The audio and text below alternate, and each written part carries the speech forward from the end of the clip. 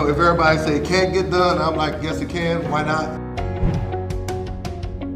I said, if these kids can't read, then I'm not gonna propose them. All this, mom, dad, I'm gonna look you in your face and say this kid can't read. We let them down. School, parents, we let them down, but I'm not gonna take them to the next grade knowing that they're not at grade level. It's funny because I'm always like, okay, how are schools successful? Well, schools are successful when they demand greatness. Greatness doesn't come. We're about to make history. We're about to learn, we're about to grow, we're about to make history. And then, mark my words, it's gonna be other school districts, other places around it that's gonna be doing this thing. We're gonna be the first model. And I'm speaking that into existence, okay?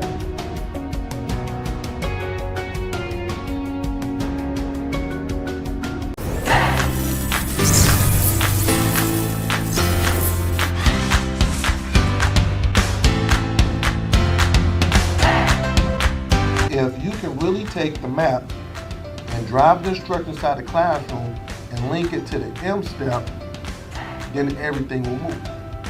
You see it? Ladies, third grade teachers, could you tell me, how do you think this professional development was for you today?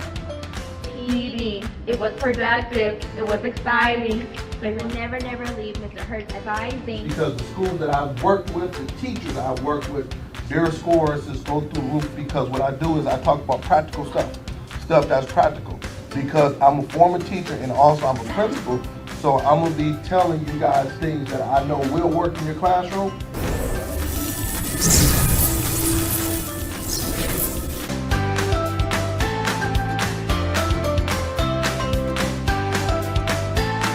For booking, please visit S. Hurt, School Turnaround Specialist. Why are you so passionate about making sure kids got quality education?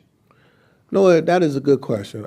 I'm just so passionate about it because I know that if you can have a school that's set up to be able to meet the needs of the students, the kids will soar. For the last 7 years, myself, I've been a principal and I've had excellent academic achievement.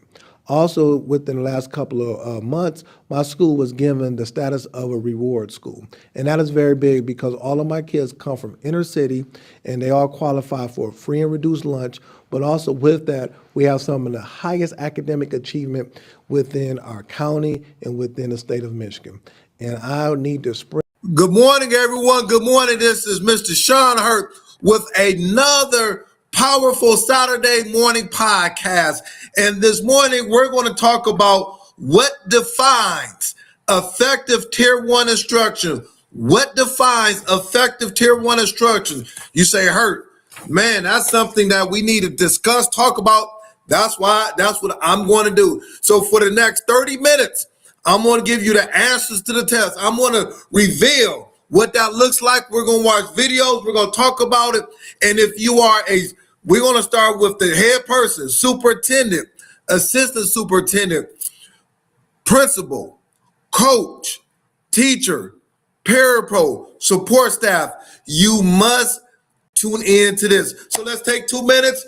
Let's see where my people are coming from. Please let me know where you're coming from and the state you're located in so we can get some love. So let me take a couple of minutes so I get my LinkedIn people. YouTube folks, I need all my YouTube folks. Go over to that YouTube page and rock with me. Go over there to that YouTube page and subscribe, do all that kind of good stuff. Also my LinkedIn, I'm on LinkedIn. I'm on all of the social media platforms. I'm on all of those, Facebook, you name it.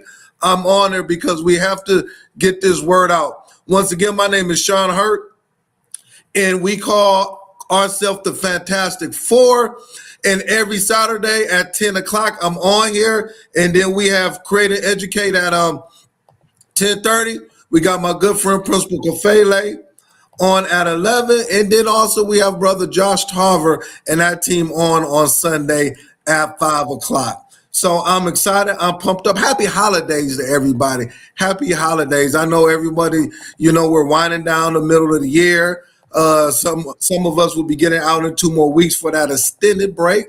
So that's always a good thing to recharge the battery, just to get it going and things of that nature. So make sure we just end off on a really, really good note. Let's make sure we end off on a good note. Give me about 30 more seconds because like I said, I want to make sure I got all of my folks in, so it's giving me about 30 more seconds, and then I'm gonna get my shout outs. I'm pumped up today. I woke up this morning like, listen, we're going to somebody will get something that they've never got before. They're going to get some information that's going to transform them. They're going to be able to take their school, their classroom, their district to another level. I'm always waking up thinking about that because I know that is something that can take place and will take place as long as we're just open to the information, as long as we're just open to just going to a whole nother level. All right, so let me see who's with me this morning. Okay, all right, hold on for 1 second. Let me see who's with me this morning. And once again, you still got time to hit that share button. First of all, I have Dr. Jeter. Thank you very much for all of your support, all of your love.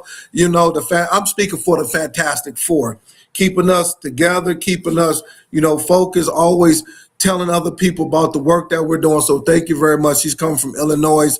I love you. I love the things you're doing. If you need anything from me, I'm a phone call away because I was thinking about you all during the week about the work that you're doing supporting this platform. Who else we got in the house? We got Rashard Davis from Vegas. I appreciate you because you 3 hours behind. So it's 7 o'clock your time in Vegas. So I just thank you for waking up, rocking with me, being so supportive, just doing what you're doing. So thank you very much. Who else we got in the house? I got David Bell from Benton Harbor. You guys got a new principal up in there, a really, really good friend of mine, Keith Sanders. He's going to do some good things at the high school. So hats off to that signing. That's like getting LeBron James, Stephen Curry, you name it, Luka Doncic in a free agent. That is a good signing. You will be blessed by that. And in districts, the way the high school goes, the district goes. So that is an excellent signing, brother Keith Sanders. He's going to do a fabulous job down there. Good morning to you, Stacy L. Joy from Cali. She's waking up early. Thank you very much for all of that love. Hey, listen, y'all people that's waking up 2 or 3 hours early just to listen to me, thank you very much. I got Constance Sherrod from Pearl, Mississippi. Good morning to you. Let's keep doing the good work. I got Aaron Garcia. Good morning to you. It's always love and support. I got my good friend, Dr. Wallace. Thank you very much for the support. We're gonna take your schools to the next level. I promise that. Thank you very much. I got Sheriff Fields from Arkansas. Good morning to you. It's always a blessing. Hey, what up, Latasha Williams? Good morning to you. How's the family? Much love, much support. Good morning to you. We used to work together. Good morning to you. Oh man, I'm so happy to see you. Please give everybody my love. I got Brother Stephen Johnson in the house. Good morning to you over there in Michigan there, the principal for DCP. It's always a pleasure. Give me about 10 more seconds. I get my shout outs. I got the new AP in the house. What's up? Rella Hicks. My girl, Miss Rella Hicks. I'm still on cloud nine with you, just doing wonderful things. Hats off. That's the point. Not only are we giving out instructions, but we have people getting promotions. I've been doing this for many years on this podcast. People are getting promotions. People are getting different jobs. They're just being blessed because the information that we're giving is setting the captives free. 10 more seconds. So I got Deanna Klingman in the house. Flint in the house. What's up, Miss Klingman? We got to touch it, and I just want to see how you're doing and what's going on with you. Give the love to all of my Flint family. Give love to your husband. I saw that you put a post up.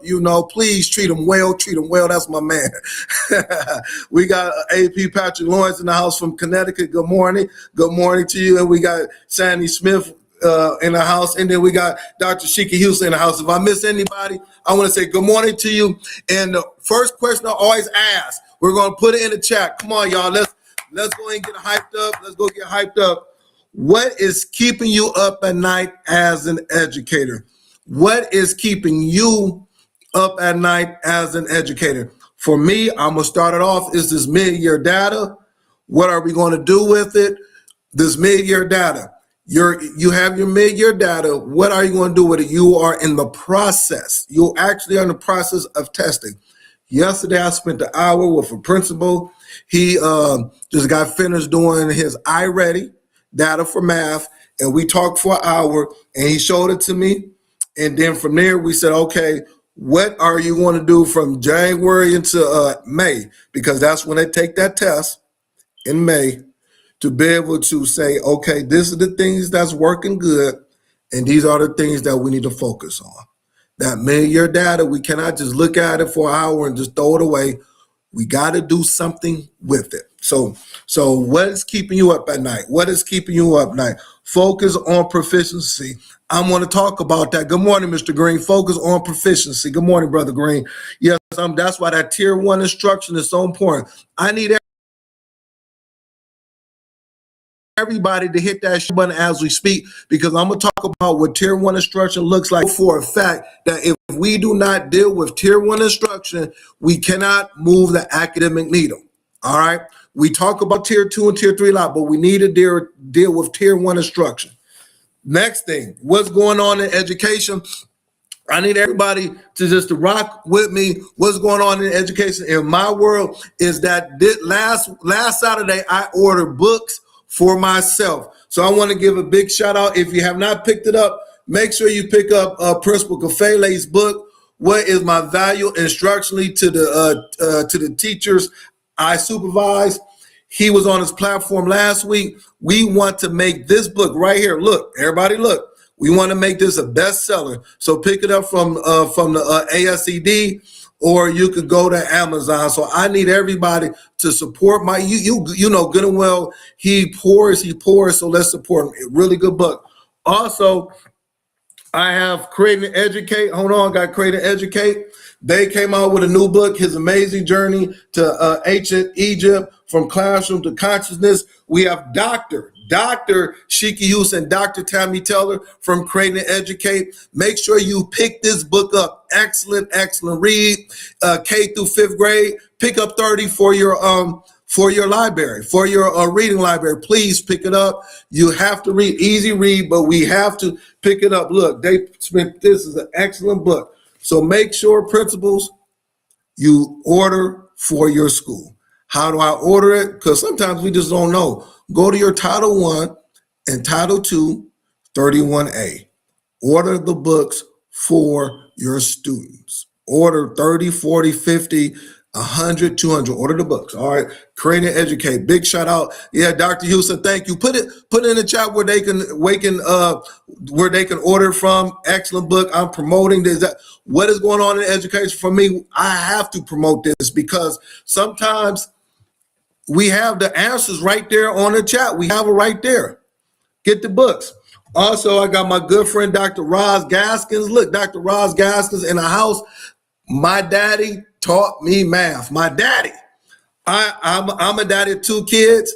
I love math. I was riding with my son yesterday, and we were going over a math problem. I said, Caleb, that's my son. What's your GPA for this semester? So no, you're not going to do pencil and paper. Mental math. So he figured it out and things of that nature. So make sure you pick this book from Dr. Roz Gaskins. Once again, the same thing. Order it for your library. Order it. Okay. Any questions? Any person? Hey, Principal Kafele, what's up, brother? Hey, I love the book, man. I got it. I love it. Hey, listen, Principal Kafele, we're going to make this a bestseller. I need everybody rocking with me. Order the books. Order all 3 of these books for me, please. That means don't go to Burger King today at 5 o'clock. Don't go to McDonald's. Oh, I got to get that number 5. No, don't get the number 5 from Burger King. First, it's not good for you. And second, take that money to order the books. Don't get the number 5 supersize, large. All right. All right, so let's go and get started. I got 18 minutes and I'm about to set the captives free. You said, Hurt, what's going on? What's going on? Tier 1 instruction is a must. Tier 1 instruction is a must. I need you to get pencil paper out. Look at my notes. I got notes. Hit that share button, and we're going to talk about why Tier 1 instruction is a must. What defines effective Tier 1 instruction? Okay. Now, before we get started with that, because I'm a teacher. I got to teach. I just got to teach. I want to let me get right here for give me a second. I want to show a video real quick because we have to see it, talk about it so you can implement it. See it, talk about it so you can implement it. Let's look at Tier 1 instruction from one of my former teachers. About a minute video. We're going to look at it, and then I'm going to give you the answers to the test. All right, everybody good? Is everybody good? Everybody good. All right, let's look at some Tier 1 instruction.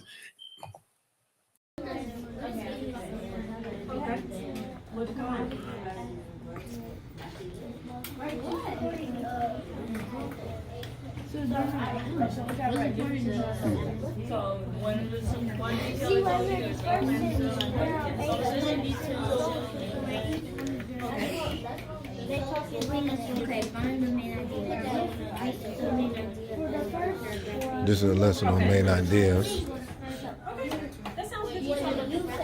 and the teacher is facilitating supporting what they need to find for supporting details. I'm gonna stop right there. I don't want to get into it, but that's for me right there. That's a good foundation for me to understand. All right, that teacher, Miss Clark, I think that's 4th or 5th grade teacher, has a good solid foundation with classroom management. The class not wilding out. We can see the kids engage. We see things on a whiteboard. We know that there is a good chance, there's a strong possibility based on what we saw in that 30-second instruction that those kids at the end of the week will understand how to identify main ideas. Why is that important, Mr. Hurt? Because a lot of times we'll speak things, but some teachers just need to see it. They need to see another teacher with about 22 kids in the classroom and how it looks so they can, on Monday, set up their classroom. I want to show you guys that. Now, you say, Hurt, what is the first thing that I need to do as the instructional leader, as the principal, as the coach, whatever you are, in order to get Tier 1 instruction moving in the right direction? A lot of times we go to Tier 2 and Tier 3. That's cool. That's all right. But if Tier 1 instruction is not going well, we can't go to Tier 1, Tier 2, and Tier 3. We must, without a shadow of a doubt, address Tier 1 instruction. Put it in the chat, y'all. We must, without a shadow of a doubt, address Tier 1 instruction. First thing is that you must guarantee and have a viable curriculum. You must have a viable curriculum that is aligned to the lessons, to the state standard. You must have a viable curriculum, number one, that is aligned to the state standard. You could be teaching, but you could be teaching the wrong thing. You can be working hard, but you could be working at the wrong thing. You could be spending 60 hours on the job every week working hard, but you're working on the wrong thing. You're using the wrong tools. I am saying that you must have a viable curriculum and it must align to the state standards, and every student must have access to the same quality content.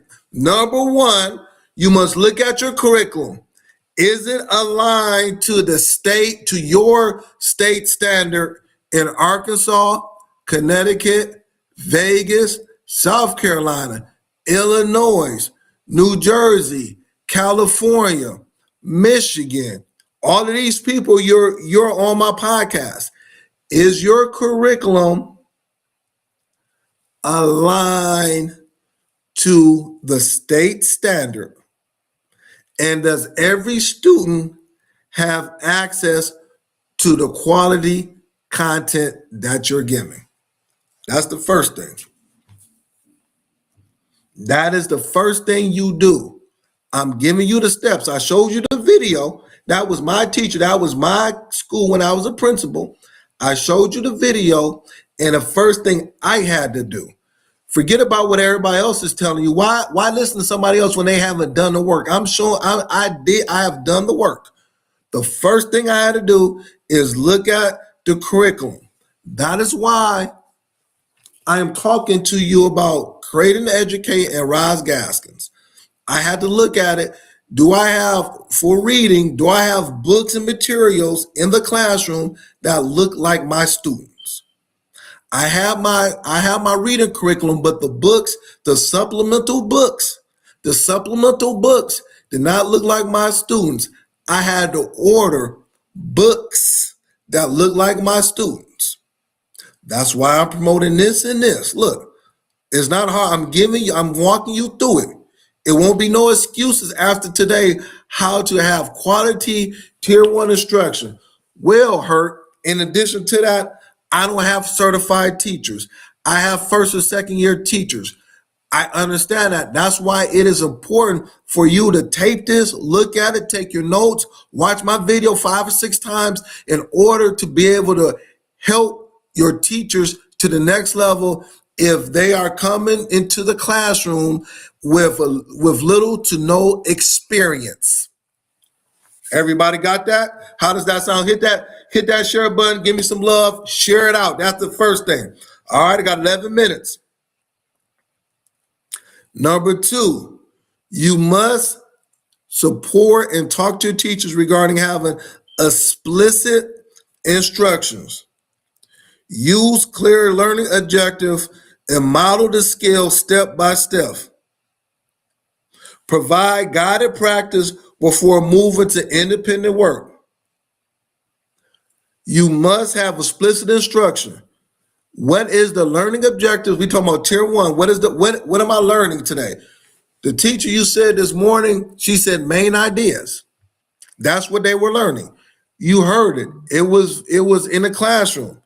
And then from there, she modeled the skills step by step. She did not assume that those 14-year-olds or those high school kids knew it. She modeled it. She showed you how to walk through it. She modeled principles. We have to model what we expect in the classroom. Principles you have to model. I'm talking to principals. You have to model it. Have to model what you expect in the classroom. During your pre-service, during your PLCs, sometimes you got to teach the class. You got to show them what you want as the principal. I don't care how much responsibility you have and all those type of things. I know about emails. I know about parents come to the classroom. I know about lunch duty. I know about doing before and after school bus and all that kind of stuff. But from that 8 to 3, you must model what you want the teachers to do. Model, show them, show them what you want. Show them how you expect the kids to behave. Show them explicit instruction. You have to have the learning objectives and model the skills step by step. I'm going slow because once again, I want us to get this. Put it in the chat. Is this sounding good? Is this sounding good? Is this sounding good? What is this sounding like? Does this resonate to you? Please hit that share button. Give me some love because once again, it's about that tier 1 instruction. We're jumping too much to tier 2 and tier 3. We have to have firm foundation on tier 1 if you want to improve student achievement at your school. I've seen the light. I've seen it for the last 4 years. Tier 1 is it's just like your house. You have to have a good foundation in your house. Yes, you can have the nice furniture, the big screen TV, the man cave in the basement. Brother Steven Johnson got the man cave in the basement. You know, he got the big TV with all of his bells and whistles. But Brother Principal Johnson with the man cave, that doesn't mean nothing if your foundation is falling through. You can have the nice cars in the garage. You can have all of that stuff. You can have the nice patio in the back of your house. But if your foundation is not strong, all of that stuff will be null and void because no one can even come to your house, because when they come to your house, they're going to fall through the ground. Tier 1 instruction has to be. We have to give these these principles to these teachers so they can go ahead and move forward. How does that sound? I got Miss Anetta says, I'm talking good, Hurt. Yes, thank you very much. Thank you. Thank you. Number three, active student engagement. Active student engagement. I showed you the video. Active student engagement. The kids cannot just sit there and just be quiet like we're in the library or at church. They need to have active student engagement. Well, what does that look like? Incorporate discussions in your classroom. Collaboration and hands-on activity. Those are three things you can do. Principles to support teachers. Teachers don't understand that. Active student engagement. That means the kids are engaged in the lesson. How do I get 16-year-old juniors and sophomores engaged in the lesson, Mr. Hurt? I'm the ELA teacher at a high school. First thing you got to do is that you have to, during your lesson plans, incorporate some type of discussion. Talk to your neighbor about what you just read. I'm breaking it down. Number two, with that is collaboration. We need to collaborate with one another. And three, especially for my young men, because I'm tired of them going down to the office. I'm tired of them doing all those things. You need to have hands-on activities during your lesson, especially for everybody, but especially for my young men in your schools. I told you I couldn't sleep at night because I got all this information. I got all of it. We're going to move this academic needle. We're going to move the academic needle to the next level because we're breaking it down. We're breaking it down. I'm going to take a pause break real quick because someone asked me the question, Mr. Hurt, we are testing mid-year testing. How should my testing environment look like? We're going to pause for a second because I got a video. I want to show what the testing environment should look like. I'm giving you everything.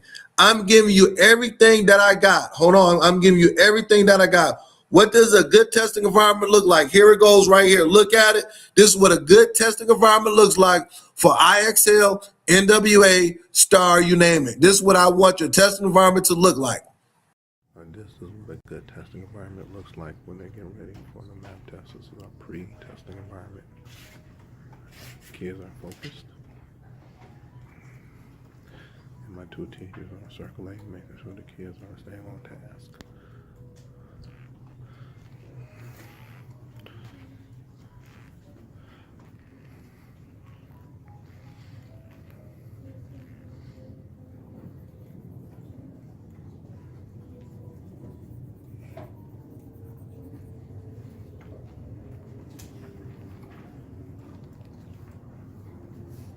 I'm going to stop right there. I had to get that in because you guys are taking tests. What a good testing environment looks like. You saw the teacher and another person in there. That was my ELA coach, making sure the kids was focused. They weren't wilding out. They had procedures. They had all those things because I want to make sure that Tier 1 instruction leads to when they taking these assessments that the environment is good and everything is fine. Talk to me about that. All right. Testing environment. I had to get that in because sometimes the kids can know the information, but if the environment is wild and is not focused, the kids going to just put in whatever that they want to put in. All right. Let's keep it going. Talk to me. All right. Her next thing is this. We have, number four, you must differentiate your instruction as a teacher, but also as the principal, we must support and push that with the teachers. We have to differentiate the instruction, adjust the instruction to meet the diverse needs while keeping expectations high. Differentiating instruction does not mean lower the instruction. It means adjust. You're just adjusting the instruction to meet the diverse needs while keeping the expectations high. You must differentiate. IXL is going to tell you the different rate when you look at some of the things that they have. NWA is going to tell you the different rate. It's going to show you the different colors in your classroom. Looking at that data should make you differentiate the instruction in the classroom to meet the needs of the students, but you are still keeping the expectations high. So let's recap. I still got 4 more. Number 1, have a viable curriculum. Number 2, have explicit instruction. Number 3, active student engagement. Number 4, you must differentiate the instruction in the classroom, but also keep expectations high. Number 5, formative assessment. You must regularly check for understanding through quick assessments. Exit tickets, quizzes, and observation. Formative assessment. Every time this is tier 1, every time you give in a lesson, you must, throughout the lesson, hour and a half lesson, check for understanding. Don't assume that they understand, check for it. It's just like at your house. Don't assume that your kids cleaned up the basement in your house or the kitchen. Don't assume it. When you get home, you're going to check for it. Oh, they did clean up the kitchen. They did wash the dishes or put the dishes in the dishwasher. They did take out the garbage. I check for understanding at my house with my kids when I have them doing things. Check for understanding with the formative assessment. And I'm going to also dig into this really quick. Every week or every bi-weekly, you need to have an assessment that aligns to your state standard. The curriculum will give you an assessment. That's what it does. They will give you a summative assessment. But you must do weekly or bi-weekly assessments that is aligned to the state standards and also to your state test. Because if they get it right with the assessment that you're given, when they see it again, there is a good chance that they will get those same questions right on a state test. So I'm gonna stop right there. That is my tier 1 kind of a podcast for today. So just a couple of things. If you need me to come in and support your school, just inbox me. People are inboxing me saying, "Hurt, could you come in? Could you do some one-on-one? We can make it work." Second is that make sure you guys share this out. Go on my YouTube page and subscribe to my YouTube page if you have not. I got a plethora of videos on there. Make sure you support that. And last thing is that if no one else have told you, I love you, I thank you, I appreciate you. Let's have a blessed week. Let's be the light where there's darkness at. If someone is talking negative, bring that positivity to it. You can do it. You can achieve greatness, and let's go to the next level. Thank you. May God bless.